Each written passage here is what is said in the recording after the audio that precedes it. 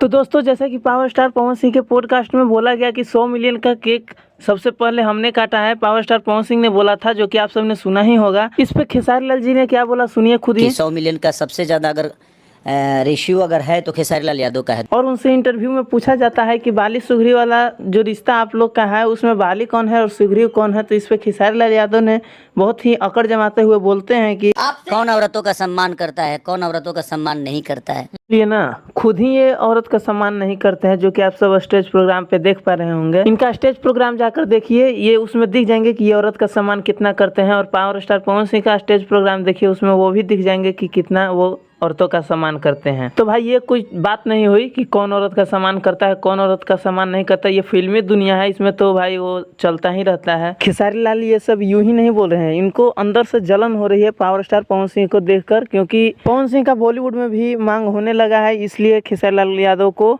जलन हो रही है। तो इस वीडियो में इतना ही। अगले वीडियो में एक और मजेदार खबर को लेकर के आऊंगा। चैनल को सब्सक्राइब कर लीजिए ताकि ये अपडेट छूट ना जाए। और अगर हमारा वीडियो अच्छा लगा हो तो वीडियो को लाइक कर दें और शेयर जरूर कर दें। धन्यवाद।